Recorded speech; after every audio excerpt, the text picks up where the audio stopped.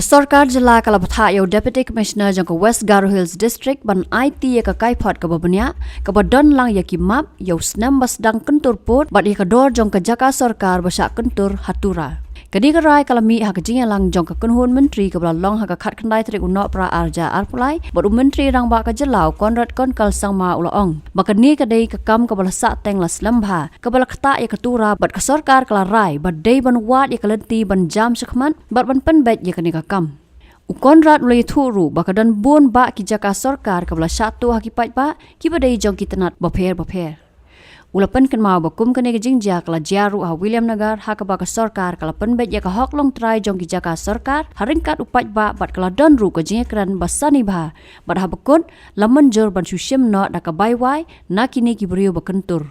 The third decision that was there today that was made was regarding the land encroached government land and the fixation of land premium in respect of West Garo Hills Tura.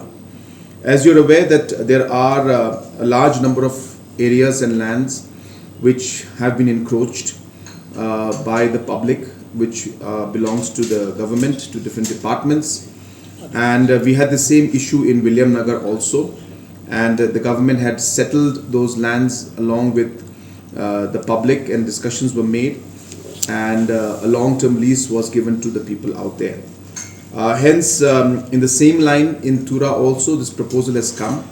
The Deputy Commissioner has done an initial study and they've submitted a report and they've sought the permission of the Cabinet to move forward to find a way wherever possible to discuss and find a way to find an amicable solution to this long pending issue that is there. So many areas in Tura, especially in Walbakri, the Kopri area, even near the civil hospital, and so on and so forth. There are many areas which are government owned but public has encroached. And hence we have discussed this in detail, and we felt very strongly that these people have been settled there for a long time.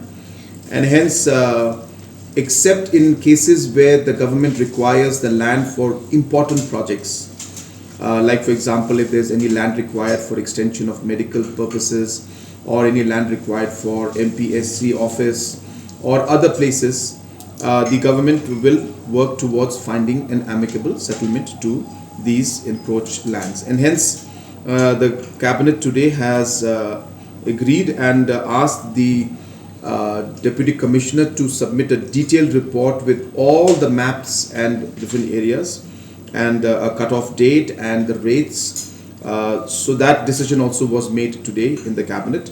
And as I said, this is a long pending issue that has affected Tura, and we have decided that we should find a way forward and come to some kind of solution in this particular issue.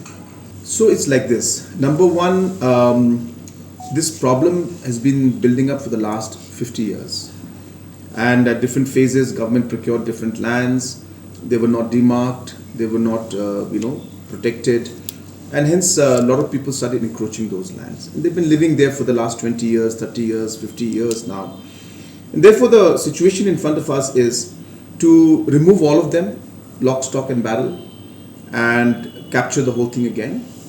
Or come to an understanding amicably where we tell everybody that, look, if there are important projects that government needs land for, now only, so not in the future, now, then we will tell you that please, this area we need.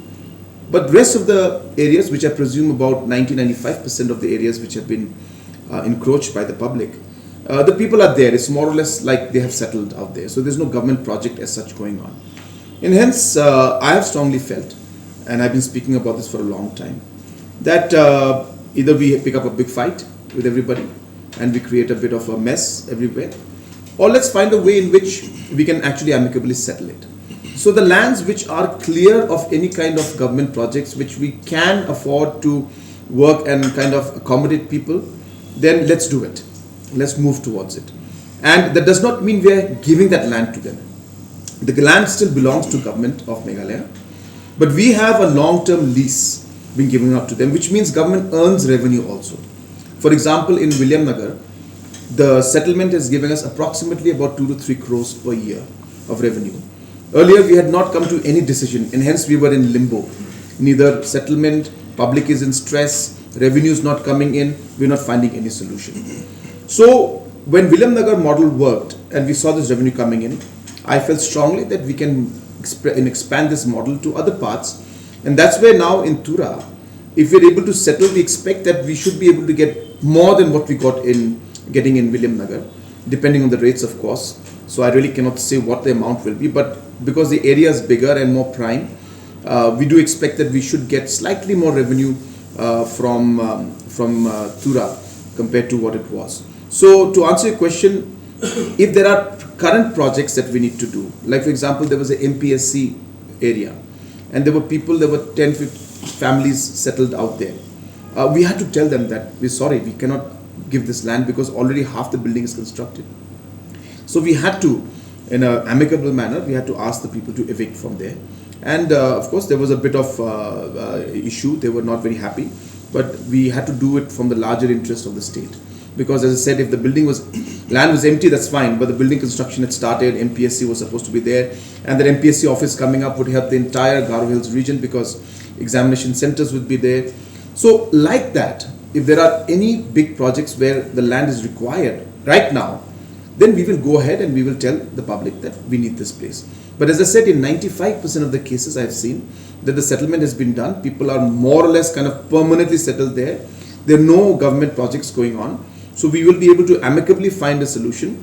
But as I said, we'll have to come to a understanding in terms of the size, the rate, the demarcation, all those aspects will take place. So that exercise will take some time. So, but what step will the government take? Sir, related to this only, how much land is there?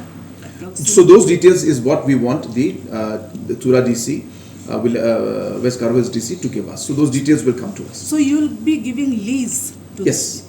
Ownership will remain with government. Williamnagar is the same. Ownership is with government.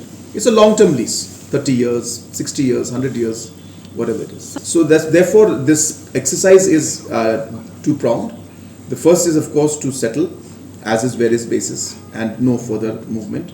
And obviously to go ahead and demarcate and utilize, more importantly, the government spaces. So you will see in Tura that very soon, we have already started utilizing most of the spaces that are there. And very soon, as I said, as soon as the settlement is done, we will be immediately starting construction of different office buildings in different locations. And wherever we don't have a project or we don't have necessary funds to move forward, we will obviously put in a barbed wire or some kind of a boundary wall. So that's exactly the point. The point is that in the absence of a decision by the government, that is exactly what is happening. People are going to court. But right now, there is going to be a legal document between the government and the leaseholder. So the person who is settled there right now, who is encroached into government land, the government will now sign a long-term lease saying that now we lease this land out to you. So the ownership remains with the government.